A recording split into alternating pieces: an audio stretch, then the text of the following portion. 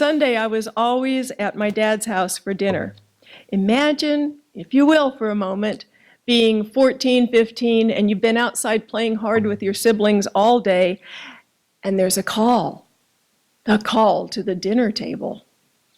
There was an old Western we used to watch called Rawhide, and there was regularly some stampede of the cattle that the cowboys were tending. Lots of shots of dust clouds in the air and wagons being overturned and trampled, and the cowpokes desperately trying to turn the herd and calm them down. That was us. But my stepmother was the only cowpoke, and she was standing in the hall going, because we had to go wash our hands first. We had manners at the table, but the food always disappeared quickly. We always went through a gallon of milk at dinner. We not only ate the food that was cooked for us, but we also consumed a whole loaf of bread, because it wasn't considered a meal if you didn't have a lot of bread and butter. Leftovers were unheard of. Amazingly, no one ever actually needed stitches from having a fork poked through their hand. When we got older and we wanted to bring friends home for dinner, my stepmother had this, well, we'll just put another potato in the pot mentality. And if a neighbor got laid up or out of work, the obligatory casseroles and fried chicken were delivered to their door. You see, in that neighborhood, we didn't have much. Money was always short and the budget was tight. We got new clothes and new shoes once a year, every year for school. We got a few toys, but there was always socks and underwear wrapped up under the Christmas tree for presents, and we were glad to get them. There were no luxuries, but that seemed ordinary to us. It just was the way it was. What was feared, what was unacceptable and abhorrent, was for somebody to be hungry. A family of neighbors by my grandparents' house were from Mexico. Living poor on the poor side of town with 5 children, the mom would often cook a huge pot of pinto beans and make a mountain of tortillas, and then throw open the doors to the neighborhood children. We all sat around on the steps in the lawn and ate beans out of mason jars and dipped the flatbread into them, and none of those children ever went home hungry. When I got here, the owner of Gus's restaurant, when it was down on Gay Street, he came from a poor background in Greece, where he made a living killing snakes in the fields for the farmers. He shared my stepmother's mentality. If someone came in and they were hungry, he would feed them. If they had no money, he would go to the steam table himself and get a plate and sit them down. Yasin from Falafel House there by Blaze Pizza will do the same. He would never let somebody be hungry. Poor people reaching out to others, sharing food. People from poor backgrounds and from different countries doing the same thing. Why? I think it's because people are basically good. Because the poor know what it's like to be hungry. Because the Spirit moves them to share, just like Jesus told us to. Because they understand that when they share, there is enough. There are dark forces in the world around us that want us to be afraid and wants to render us ineffective.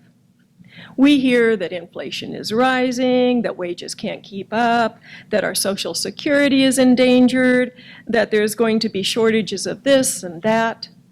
Remember that gas shortage that happened some years ago? People were paying $5, $8, $10 for a gallon of gas. And some of those gas stations had been in those locations for many years. But instead of treating their customers like friends and family, they extorted as much money as they could from them. Not all of them. Some of those small gas stations were like my stepmother, my neighbor, and Gus and Yasin. They shared in every way they could and minimized the hurt to many. We have so much.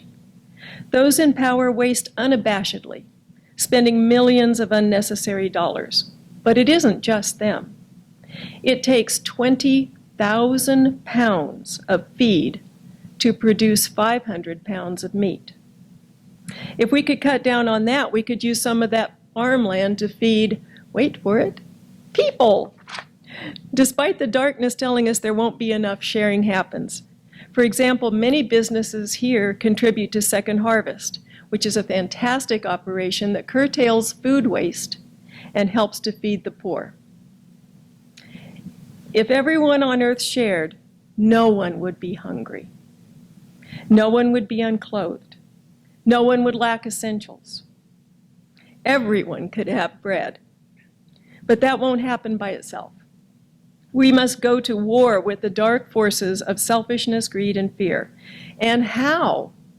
Well, remember the parable of the widow in today's gospel reading. Here we find a judge that's morally obligated to God to care for the widow. But the judge is not obligated by the current society to do so. So the judge has adopted a worldly outlook and abandoned the command of his God. Yet the widow persists and the judge gives in, not so much from a desire to be righteous, but because he just wants her to leave him alone.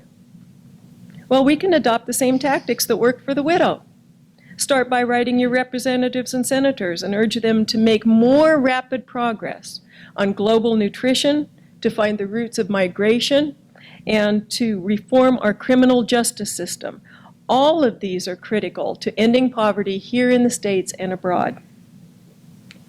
Pester them with calls and emails and don't let up.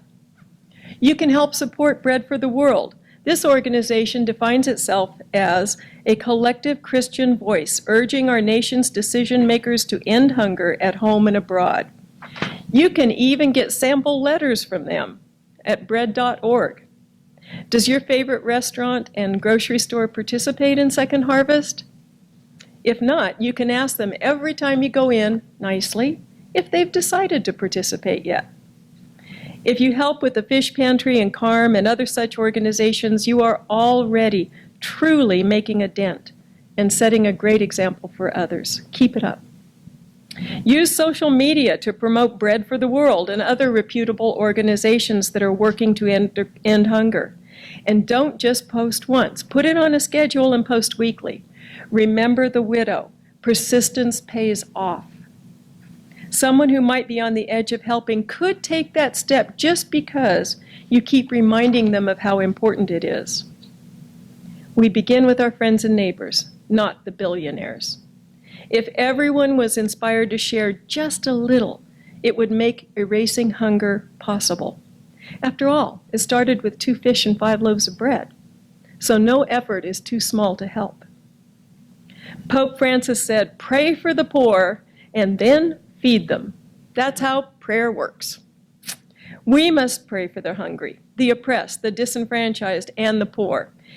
And we must do what we can to lift them up. Don't think of sharing like a rich person could, but like a poor person does.